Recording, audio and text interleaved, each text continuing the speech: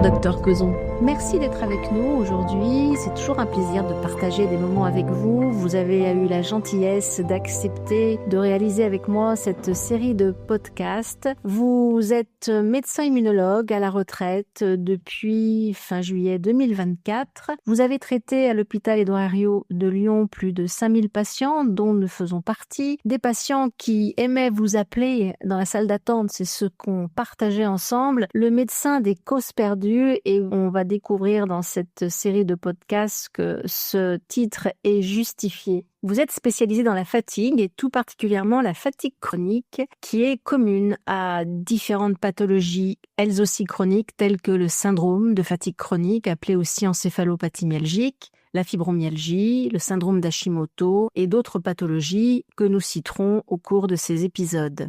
Mais pouvez-vous nous dire, docteur, comment vous en êtes arrivé à ces conclusions ? Compliqué. Donc, moi, je suis interne des hôpitaux de Lyon. J'avais commencé par faire de la pneumologie et en fait, il n'y avait pas de place comme assistant en pneumologie et j'ai fait de l'immunologie à ce moment-là avec le professeur Revillard et très précocement, il a fallu travailler avec le professeur Revillard un article sur la fatigue chronique, 1989, où on a écrit un papier essentiellement sur des données bibliographiques. Et en fait, a amené des patients à venir me voir sur la fatigue chronique et progressivement, ça s'est su de bouche à oreille entre patients qui sont venus me voir de plus en plus. J'ai été contacté aussi par des associations pour être le référent médical de ces associations, ce qui m'a apporté encore plus de patients. Donc ça, c'est ce qui m'a apporté les patients. L'autre approche, c'est une approche avec un collègue allergologue, le docteur Brunet, avec qui j'avais déjà fait longtemps avant une petite mémoire bibliographique, mais sur l'allergie. Et un jour, il m'interroge pour savoir, il comprenait pas quand il faisait un test cutané à certains patients du Candida albicans, pour rechercher une hypersensibilité immédiate qu'il ne retrouvait pas. Il n'y avait pas d'urticaire 20 minutes plus tard, mais les patientes leur appelaient 48 heures plus tard pour lui dire « Mais qu'est-ce qui se passe, docteur? Je suis hyper fatigué depuis que vous m'avez fait ce test cutané. En plus, j'ai des troubles digestifs. Chez certaines femmes, j'ai une exacerbation des troubles gynécologiques. Il va ça 48 heures après. C'est pas de l'allergie classique, immédiate. C'est de l'allergie retardée qui dépend non pas d'anticorps des IgE, mais qui dépend en fait de lymphocytes T que l'on retrouve alors dans certaines pathologies. C'est ce qu'on retrouve dans la tuberculose quand on a une QT-réaction qui est positive. Elle n'est pas positive tout de suite, elle est positive à 48-72 heures. C'est exactement ce qui se passe chez ces. À partir de là, donc, moi, je travaillais sur un parasite intracellulaire toxoplasme, et j'avais un laboratoire à l'hôpital de la Croix-Rousse, et je lui dis, on pourrait tester les globules blancs de tes patients avec des antigènes, si tu me donnes des antigènes que tu mets sur la peau. Et donc, on a monté dans le petit laboratoire que j'avais d'immunologie à la Croix-Rousse, un test d'activation lymphocytaire, et on a pu montrer assez rapidement qu'il y avait une très bonne corrélation entre la réaction retardée que les patients avaient et la présence anormale de lymphocytes qui réagissaient en 24 heures chez ces patients, alors que chez un sujet normal, on a moins de 1% de cellules qui réagissent. Tout ça vous a amené à vous spécialiser dans la fatigue et les maladies chroniques qui sont concernées. Voilà, progressivement. Alors, les premiers patients, j'ai le souvenir du premier patient que j'avais, on a mis des immunoglobulines intraveineuses parce que je traitais aussi des déficits immunitaires. Et à l'époque, il y avait eu 2 publications qui avaient montré que les immunoglobulines intraveineuses pouvaient améliorer les patients. On a essayé chez ce patient, ça n'a rien donné. Mais il y a eu par la suite d'autres publications scientifiques qui montraient que, en fait, les immunoglobulines n'avaient pas d'effet chez les patients quand ils étaient pris dans d'autres populations. Les 2 premières publications provenaient de patients australiens. Je pense qu'il devait y avoir des déficits immunitaires latents chez ces patients, ce qui fait qu'effectivement, j'avais une fatigue, mais liée à des infections fréquentes. Ce que j'ai retrouvé parfois, quelques patients chez qui, en faisant le bilan de fatigue chronique, j'ai découvert des déficits immunitaires. Vous traitez plusieurs maladies chroniques, le syndrome de fatigue chronique qu'on appelle aussi encéphalopathie myalgique. Pourquoi l'appelle-t-on encéphalopathie myalgique? Alors ça, c'est historique puisque ça date pratiquement, je crois, des années 50, après une épidémie de grippe à Londres. On avait décrit des encéphalopathies, donc des maux de tête, des troubles neurologiques Les anglo-saxons parlaient d'encéphalopathie et myalgie parce qu'il y a des douleurs musculaires, des courbatures. En fait, chez ces patients, pour moi, c'est des patients qui sécrètent en permanence une substance qui s'appelle de l'interféron. L'interféron, c'est ce qu'on fabrique pendant quelques jours quand on a un virus comme le virus de la grippe et qui va donner une grande fatigue et des douleurs à type de courbatures. Et c'est un peu ce que présentent les patients, c'est-à-dire presque une grippe permanente sans avoir la fièvre en même temps. Alors nous, notre fils, vous avez traité avec moi, puisque nous sommes patients, nous avons été patients, avait été à l'hôpital et son médecin traitant avait diagnostiqué une méningite virale. Sauf que lorsqu'on a fait les analyses, il a eu une ponction lombaire, il n'y avait pas de trace de méningite. Est-ce que ça peut être l'encéphalopathie myalgique qui lui déclarait ça?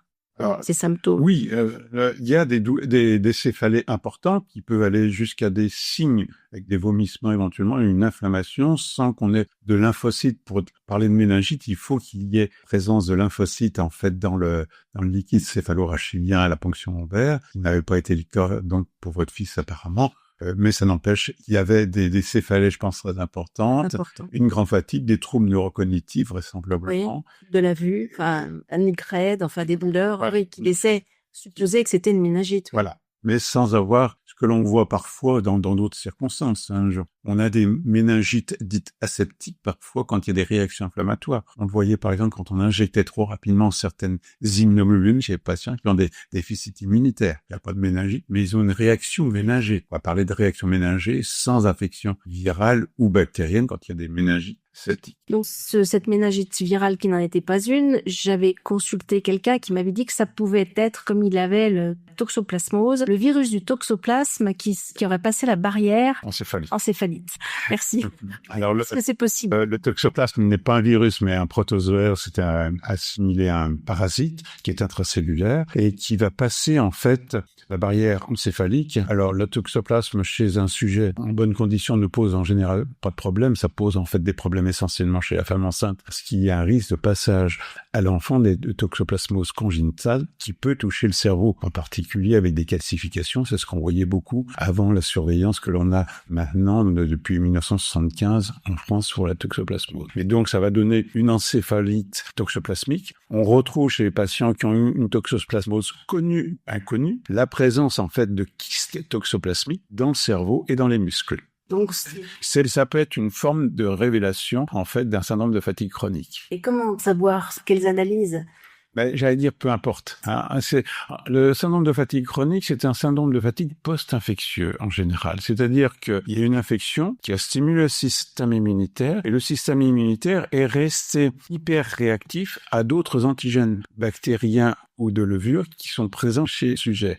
Il était avant tolérant à ces antigènes bactériens ou de champignons et il est devenu intolérant, hyper réactif et chaque fois qu'il en rencontre, il va à nouveau présenter des symptômes de fatigue, de courbature, comme s'il avait la grippe en permanence. Mais l'infection initiale, qu'elle soit toxoplasmique, virale, mononucléose infectieuse, le Covid, oui, actuellement, vont avoir en général guéri. Mais on a gardé une hyperréactivité, quelque chose qui était présent parce que quand il y a eu cette infection, il y a eu un signal de danger. Et ce signal de danger a fait qu'une réaction qui était de tolérance jusqu'à présent devient une réaction de rejet pour éliminer soit du staphylocoque doré, soit du Candida albicans, qui est très fréquemment présent chez la plupart des individus. On va revenir un petit peu sur ces virus qui peuvent être à l'origine de la déclaration du syndrome de fatigue chronique. Alors, ils sont multiples. Toute la famille des herpès-virus, donc le virus de la mononucléose infectieuse qui est un herpès-virus. L'HHV6, herpès humain numéro 6, celle qui avait donné une épidémie au niveau du lac Tahoe dans les années 1985 à peu près. Un herpès simple, souvent des gens ont souvent des herpès et qui sont récidivants et qui ont souvent des fatigues en même temps que ces poussées d'herpès. Donc, les autres virus qui sont fréquemment retrouvés maintenant, c'est le virus du Covid. Le virus du sida donnait aussi une fatigue, mais parce qu'un virus était en permanence en train de se multiplier et modifiait les réponses du système immunitaire. Dans les virus, il y a les virus de la grippe qui éventuellement aussi vont être un signal de danger et à l'issue d'une grippe, voire parfois d'une vaccination, alors on peut avoir un syndrome de fatigue chronique qui va émerger après une vaccination parce qu'on a stimulé le système immunitaire. Le vaccin n'y est pas directement pour quelque chose, c'est parce qu'il y a dans le vaccin qui est à cause de la fatigue chronique, mais c'est le fait qu'on a stimulé le système immunitaire pour avoir une bonne réponse contre un virus comme le virus de Léry qui peut entraîner par la suite un syndrome de fatigue chronique. De la même manière que le vaccin de l'hépatite virale B n'a jamais induit, ça a proprement parlé, de sclérose en plaques, mais ça pouvait favoriser l'émergence d'une maladie qui serait apparue d'une autre manière chez ces patients-là. C'est leur immunité qui serait affaiblie, qui serait à l'origine de ça?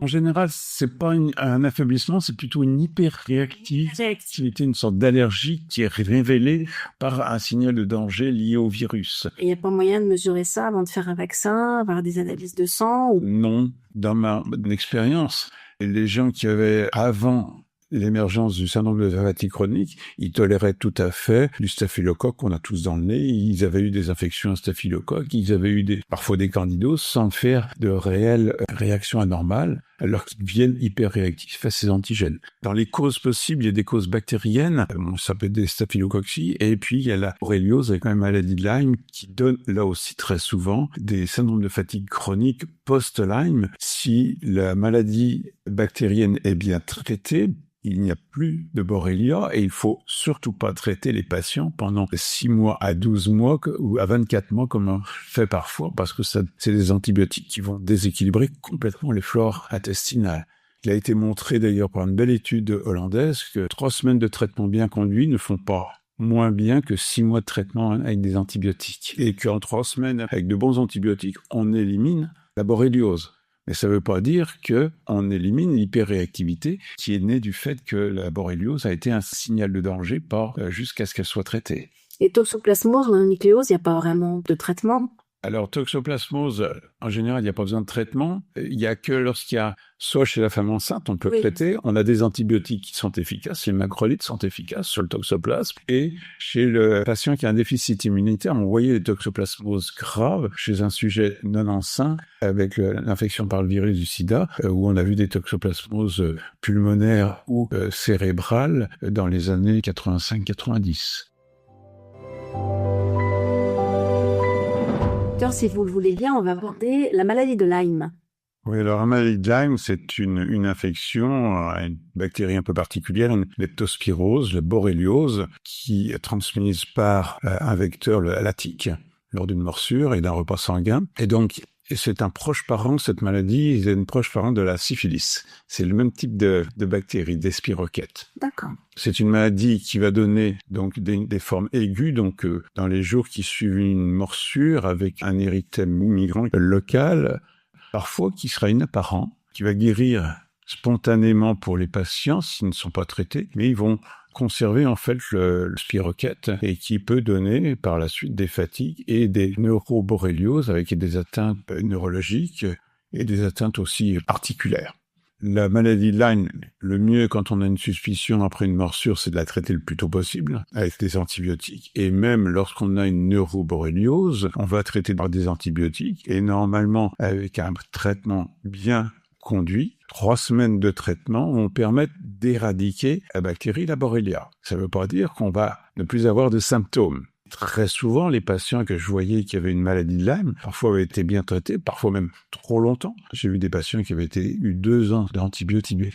Mais ces antibiotiques avaient éliminé le spirochète, mais les patients avaient toujours des symptômes de fatigue qu'ils mettaient sur le compte de la borréliose. En fait, la borréliose n'est plus directement en cause, mais c'est le fait que la borréliose a entraîné en fait un syndrome de fatigue post-infectieux et a rendu ces patients hypersensibles à des antigènes présents au niveau des muqueuses, du nez au niveau du tube digestif, le Candida albicans ou le staphylocoque doré. Et même ces traitements au long cours favorisent la perpétuation en fait, de cette fatigue, parce que ces traitements au long cours vont modifier complètement la flore intestinale, et donc c'est plutôt contre-productif qu'autre chose.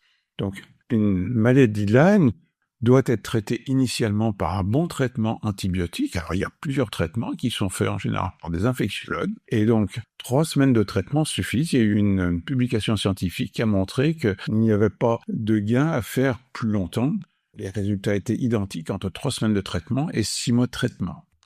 D'une façon générale, lorsqu'on prend des antibiotiques, est-ce qu'il est conseillé de prendre des probiotiques pour protéger la flore intestinale? Alors, lorsqu'on prend des antibiotiques et qu'on modifie de toute façon la flore intestinale, on peut prendre des probiotiques, mais ils vont être tués en fait très rapidement par les antibiotiques que l'on prend en même temps. Et c'est surtout donc juste après la prise d'antibiotiques qu'il faut essayer de refaire un peu, régénérer en fait la flore intestinale. Alors les probiotiques que l'on va donner ne vont pas s'implanter de manière définitive, mais vont permettre en fait à la flore normale de l'individu de se régénérer le mieux possible. Donc ces personnes qui ont pris des antibiotiques pendant 2 ans, même en prenant un probiotique en supplément, ça les aurait pas empêchés de toute façon? Ça n'a pas empêché d'une part d'avoir une hyperréactivité et à ce que les levures prennent le pouvoir, parce que après c'est un combat au niveau des intestins entre les éléments bactériens dont font partie les probiotiques, et les éléments donc de champignons, comme les levures, qui vont être présents. Alors les levures fabriquent des antibiotiques, c'est comme ça qu'on a trouvé en fait les antibiotiques, et les bactéries fabriquent plutôt des antifongiques. Donc en fait, dans notre intestin, il y a une écologie microbienne, il y a un équilibre qui s'établit normalement, avec des flores normales qui sont plutôt bénéfiques, et parfois un certain nombre d'agents qui sont moins bénéfiques pour les patients. La maladie de Lyme, ce qui prédomine, c'est la fatigue ou les douleurs? Là encore, c'est un peu, c'est les deux. On a souvent la fatigue quand il y a surtout une atteinte avec des troubles neurocognitifs. Et puis les douleurs sont souvent présentes, comme quand vous avez la grippe. Quand on a la grippe, on a des courbatures un petit peu partout, ce qui est un tout petit peu différent des douleurs de fibromyalgie, où on trouve plutôt des douleurs au point d'insertion tendineuses, mais qui est très très proche quand même dans les mécanismes à ce common sens. Donc on vient de parler de la maladie de Lyme. Après, le Covid. Le Covid, ce qu'on appelle le Covid long, est en fait un syndrome de fatigue chronique post-infectieux, c'est-à-dire qu'en général, le virus a disparu. On peut parfois retrouver des résidus viraux, mais le virus ne se multiplie plus comme il s'est multiplié pendant la phase aiguë de la maladie. Par contre, la phase aiguë de la maladie a été un signal de danger qui a fait que les gens sont souvent devenus intolérants au Candida albicans, qui le toléraient tout à fait correctement avant. Ils ont aussi très souvent, comme la plupart de mes patients, des troubles digestifs importants, dans près de 95% des cas. Quelles sont les autres maladies virales qui peuvent être à l'origine? On a parlé de la mononucléose infectieuse, qui était la première qui a été bien décrite dans les années 1990 à peu près, mais toutes les maladies virales, j'allais dire, peuvent être le point de départ, en fait, d'un syndrome de fatigue chronique post-infectieux. Vous nous parlez de Candida albicans. Donc le Candida albicans, on l'a naturellement dans les intestins, il a une fonction? Alors, on a tous eu Candida albicans, oui, en quantité plus ou moins importante. Pour certains, il aurait peut-être même une fonction pour éliminer un certain nombre de métaux lourds. Il serait un chélateur des métaux lourds. Mais c'est pas ce qu'on va lui demander, en fait, parce que les gens, en général, ont une hyperréactivité retardée, et donc ce Candida albicans va stimuler en permanence des lymphocytes particuliers qui vont fabriquer donc cette substance un peu particulière, l'interféron, qui va leur donner ce pseudo-syndrome grippal permanent que ces patients ont. On va revenir sur la fatigue provoquée par le syndrome de fatigue chronique. Cette fatigue, elle s'installe brutalement ou il y a des signes avant-coureurs? Alors, la fatigue du syndrome de fatigue chronique, dans les définitions initiales, est assez brutale. Une émergence brutale, contrairement à la fibromyalgie qui est plus prolongée. C'est une fatigue qui persiste après un épisode infectieux qui va persister plus de 6 mois pour qu'on parle de fatigue chronique. Voilà, il faut qu'il y ait 6 mois normalement de fatigue persistante pour pouvoir parler de syndrome de fatigue chronique. Donc quand on est mal pendant 6 mois, on peut commencer un petit peu à s'inquiéter en se disant je suis fatigué, c'est pas le temps, c'est pas mes problèmes de travail ou familiaux, et j'ai un vrai problème de santé qui est en train de filer. On peut s'inquiéter un peu avant, quand ça dure déjà depuis plus d'1 mois, alors que l'infection initiale a guéri. Je pense qu'on peut déjà commencer à se poser des questions. On ne pourra poser le diagnostic de syndrome de fatigue chronique après 6 mois d'évolution, mais on peut déjà penser à certaines causes et à mettre en place peut-être certaines mesures qui vont éviter de passer une chronicité. Au-delà de, probablement, on va parler de fatigue persistante et puis chronique à partir de 6 mois. Et dans les patients que vous avez traités qui avaient le syndrome de fatigue chronique, quels étaient les symptômes récurrents? Alors, il y a 2 symptômes majeurs. Donc, c'est une fatigue qui dure depuis plus de 6 mois. Ça, c'était le premier signe cardinal majeur. Le deuxième signe, c'était qu'il n'y avait pas d'autre cause. Donc, ça voulait dire que l'on faisait ce qu'on appelle un diagnostic différentiel. On éliminait toutes les autres pathologies infectieuses chroniques, les pathologies inflammatoires, les pathologies cancéreuses, les pathologies psychiatriques, les insuffisances cardiaques, les insuffisances pulmonaires, tout ce qui peut donner de la fatigue. La fatigue est le symptôme que l'on trouve pratiquement dans toutes les maladies. Et donc, avant de parler de syndrome de fatigue chronique, il faut éliminer toutes les autres causes possibles de maladie. Donc ça, c'était les 2 signes cardinaux. Et puis, il fallait 8 signes mineurs. Donc, c'est les troubles neurocognitifs, c'est-à-dire les troubles de la mémoire, les brouillards, les troubles de la concentration. Brouillard mental. Voilà. C'est l'impression d'être dans le brouillard en permanence. Le matin, on n'arrive pas à sortir de son brouillard nocturne et on a l'impression toute la journée d'être dans un état floconneux un petit peu. Les gens, quand ils disent le brouillard, on ne passe au comprennent bien. Donc, c'est les troubles neurocognitifs. C'était les ganglions au niveau essentiellement du cou ou axillaire, mais on peut en avoir aussi parfois au pli de l'aine. C'était les douleurs articulaires ou musculaires. Donc, il y avait les maux de gorge à répétition.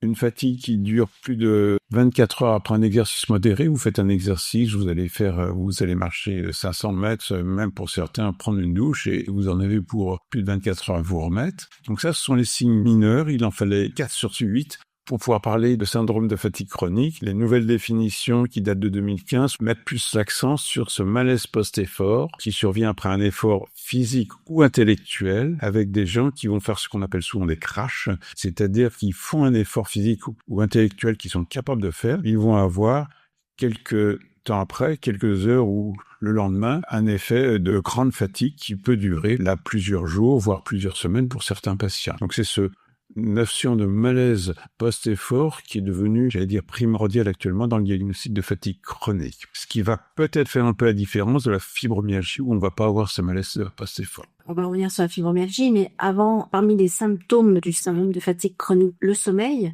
on a l'impression le matin de se réveiller, de mal avoir dormi. Est-ce que c'est un symptôme? Alors oui, dans le syndrome de fatigue chronique, on a un réveil où on a l'impression d'avoir très mal dormi. Alors les gens ont bien dormi en général. Ils ont eu un sommeil lourd mais non réparateur. Avec des douleurs musculaires. Voilà, comme s'ils étaient courbattus d'un exercice de la veille. Là aussi, c'est ce qui va un petit peu différencier avec la fibromyalgie. Le fatigué chronique, le vrai fatigué chronique, il va dormir 10 heures sans que ça soit récupérateur, mais il aura dormi, alors que le fibromyalgique va avoir un sommeil qui est très léger, avec de nombreux réveils, liés souvent à des douleurs, une impression de sommeil non réparateur, mais dans la journée, il ne s'endormira pas. Contrairement éventuellement aux fatigués chroniques, où il va avoir des moments de grosse baisse de conscience, parce qu'il est écrasé par sa fatigue. Et dans les autres symptômes de la fibromyalgie, je me souviens d'avoir eu des personnes qui m'écrivaient à l'intermédiaire de mon blog de ne pas supporter, par exemple, le poids du drap la nuit, l'eau de la douche. C'est un symptôme... Alors, c'est un symptôme qu'on va trouver plus fréquemment dans la fibromyalgie, mais on peut le retrouver aussi dans un syndrome de fatigue chronique. Dans la fibromyalgie, il y a une hypersensibilité à la pression. Alors, les premières définitions recherchaient 18 points typiques, des points gâchettes. Il en fallait 11 sur 18, et j'aimais bien cette définition parce qu'elle est relativement précise. Les nouvelles définitions sont plus floues. On n'a plus besoin des 11 points sur les 18 pour parler de fibromyalgie, et ça recoupe encore plus le syndrome de fatigue chronique. Et qu'est-ce que vous avez appelé points gâchettes? Les points gâchettes, c'est des points qui sont des points de sensibilité chez tout un chacun, mais si on appuie normalement fort, on fait mal à tout le monde. Par contre, dans la fibromyalgie, pour parler de point gâchette qui est typique, il faut qu'il y ait une douleur avec pratiquement un retrait du membre ou à une pression qui fait simplement blanchir l'ongle de l'examinateur. Vous effleurez légèrement. Oui, légèrement, et il y a un retrait. Alors, il y a au niveau des coudes, au niveau du deuxième espace intercostal, il y a au niveau des occipitales, des sternocléidomastoïdiens, enfin, il y a différents points au niveau du genou, des sacroiliacs, des omoplates. Il y a des 18 points donc il en faut 11 sur 18. Et j'aimais bien cette définition parce que ça permet un petit peu de dire oui ou non, on est plutôt en faveur d'une vraie fibromyalgie ou plutôt d'un syndrome de fatigue chronique. On peut retrouver 2, 3, 4, 5, voire 8, 10 points de fibromyalgie qui peut évoluer par la suite vers une vraie fibromyalgie, mais où au début on a plutôt un vrai syndrome de fatigue chronique. Dans ces deux syndromes, il existe aussi des troubles digestifs qui sont très fréquents, qui avaient été bien décrits surtout dans la fibromyalgie, mais que je retrouve aussi dans le syndrome de fatigue chronique, avec ce qu'on appelle le syndrome du côlon irritable ou colopathie fonctionnelle, avec des alternances diarrhéiques diarrhée ou de constipation, des troubles, beaucoup de gaz et un inconfort digestif avec des diarrhées plusieurs selles par jour, au contraire des constipations chez les patients. Autre chose que l'on avait beaucoup décrit, surtout dans la fibromyalgie, c'est une grande sensibilité au stress, c'est une anxiété importante. Pour moi, il n'y a pas de dépression, ni chez les fibromyalgiques, ni chez les fatigués dans le syndrome de fatigue chronique. Parfois, elle est secondaire. Il n'y a pas de dépression, il n'y a pas de manque de motivation. Une des manières, j'avais l'habitude de dire, faire la différence entre un fatigué chronique et une dépression, c'est de demander à la personne si elle a envie de partir faire une balade. Le fatigué chronique, il a envie de partir, mais au bout de 500 mètres, il en peut plus, il n'arrivera pas à revenir. Le dépressif, il n'a pas du tout envie de partir. Par contre, au bout de 500 mètres, vous l'arrêtez plus, parce que vous avez lancé la machine, et à ce moment-là, il n'a aucun problème pour continuer. Alors, docteur, on vient de parler de la dépression. Maintenant, par rapport aux troubles psychologiques, les TOC, les angoisses, éventuellement de la schizophrénie, des troubles psychiatriques, on va dire, qui peut-être n'en sont pas vraiment. Alors, qui en sont peut-être, mais on sait de plus en plus qu'il y a un rôle important du système immunitaire maintenant dans tous ces troubles psychiatriques. J'en veux pour preuve simplement que lorsqu'on traite des gens avec de l'interféron, ça a été fait autrefois dans le traitement de l'hépatite C quand on n'avait pas les traitements modernes, et même dans certains cancers du rein, lorsqu'on traitait avec de l'interféron, on induisait dans 50% des cas des dépressions sévères. En fait, ça s'explique en partie parce que l'interféron active certaines enzymes qui vont en fait dégrader certaines substances qui normalement fabriquent de la sérotonine. Et donc la sérotonine sera plus produite en quantité suffisante et au contraire on aura de la kynurénine et de l'acide quinolinique qui sont plutôt pro-inflammatoires et qui vont avoir un effet neuroexcitateur et qui vont avoir aussi un effet au niveau des douleurs. Donc on se retrouve un peu dans un cercle vicieux en fait où l'interféron produit rend les gens beaucoup plus sensibles au stress avec des troubles neuropsychiatriques. Et lorsqu'on a du stress chez ces patients-là, ça va modifier la flore intestinale, ce qui va stimuler le système immunitaire et donner la production d'interféron. Donc on est dans un cercle vicieux. Et comme dans tout cercle vicieux, on ne sait pas où est l'œuf et la poule. On va tourner en rond. Et il va falloir essayer de casser en fait ce cercle vicieux par toutes les portes d'entrée. C'est pas parce qu'on aura bloqué une porte d'entrée que le patient ne va pas rentrer dans ce cercle vicieux par une autre porte d'entrée de ce cercle vicieux. Et ces troubles peuvent être présents aussi bien pour les personnes atteintes de syndrome de fatigue chronique que de fibromyalgie. Oui, pour moi, oui. Parce que ce sont deux pathologies qui ont pour moi un peu le même origine immunologique, une hyperréactivité lymphocytaire chez les patients qui ont parfois des passés ou vraisemblablement peut-être certains gènes différents qui favorisent plutôt des effets de douleur importante dans la fibromyalgie et plus de fatigue dans le syndrome de fatigue chronique. Donc il faut ouvrir la boîte de Pandore. Alors, si vous voulez parler de la boîte de Pandore, oui, la boîte de Pandore, c'est une image que j'ai donnée liée à la sensibilité au stress, qui pour moi est liée à des peurs inconnues, des peurs qu'on a eues très très tôt dans notre vie. En gros, entre notre conception et l'âge de 2 ans, donc avant la naissance, pendant la naissance et pendant les 2 premières années de vie, à un moment donné où notre cerveau conscient était immature et où donc on n'a aucune mémoire de ce qui s'est passé. Par contre, notre enfant intérieur a pu vivre des expériences de mort imminente avant la naissance, pendant la naissance ou après, et comme un animal traqué par un prédateur, il s'écroule figé de peur et il met de l'énergie en réserve. Et cette énergie, qui normalement est évacuée par l'animal s'il sauve sa peau, cette énergie est restée coincée dans notre cerveau inconscient. C'est ce que j'appelle, moi, nos vieilles casseroles de la boîte de Pandore, et qui vont rester tranquilles pendant longtemps, et puis un jour, il y a quelque chose qui va soulever le couvercle, mais au-dessus du cerveau, donc inconscient, reptilien, il va y avoir le cerveau émotif, ça va entraîner des émotions négatives, panique, tristesse, colère, différentes émotions négatives, et le premier ministre, le cerveau conscient qui est au-dessus, va essayer de maîtriser, parce qu'on lui a appris à maîtriser, et de refermer le plus vite possible la boîte pour éviter que cette énergie sorte trop. Et en fait, c'est ce que j'ai découvert maintenant il y a une quinzaine d'années, qu'il valait mieux essayer de laisser s'ouvrir doucement cette boîte pour évacuer le trop-plein d'énergie pour que la fois suivante, en présence du même stress, les patients n'aient plus d'énergie à évacuer et donc la situation de stress ne soit plus une situation stressante pour le patient. Et pour vous, je pense que c'est une condition pour que ces personnes aillent mieux. C'est une des conditions. Oui, c'est pas la seule. Le stress est un des facteurs qui va rendre les gens beaucoup plus sensibles, entre autres, en modifiant la flore intestinale. Vous stressez une souris dans sa cage, vous modifiez sa flore intestinale. Et en général, quand les gens ont du stress, la première chose qu'ils disent, ça se porte au ventre. Et là, quelle méthode conseillez-vous? Au début, je conseillais de faire de la relaxation, du training autogène, du yoga, de la cohérence cardiaque, comme le préconisait David Servan-Schreiber. Ces techniques-là permettent de maîtriser au moment du stress, mais ne permettent pas de se débarrasser de la source de cette casserole de la boîte de Pandore. Alors, j'avais essayé de voir si le MDR pouvait améliorer les patients, et c'est en interrogeant un psychiatre qui m'a parlé de cette méthode qui s'appelait autrefois TIPI, maintenant on parle plutôt de résolution émotionnelle, qui est une technique d'identification des peurs inconnues, où à partir d'une situation qui est encore une situation de stress aujourd'hui pour la personne, on va lui demander simplement de fermer les yeux et de dire ce qui se passe dans son corps, et sans le savoir, ça va réveiller le souvenir inconscient qui est sous-jacent, et on va laisser s'échapper le trop-plein d'énergie qui est sous-jacent. On va revivre, c'est un revécu sensoriel, on va revivre dans son corps ce que notre enfant intérieur a vécu il y a 50 ans, parfois plus, pour évacuer le trop-plein d'énergie qui a été stocké à ce moment-là. L'hypnose ericksonienne, qu'on est conscient, Alors c'est très proche de l'hypnose, c'est un état de conscience modifié, mais encore plus rapide que l'hypnose, et j'en veux pour preuve que le président d'une société d'hypnose ericksonienne, le docteur Fumex, sur Lyon, quand il a connu cette technique TIPI dont je lui avais parlé lors d'une conférence, est devenu un formateur de gens qui pratiquent cette résolution émotionnelle.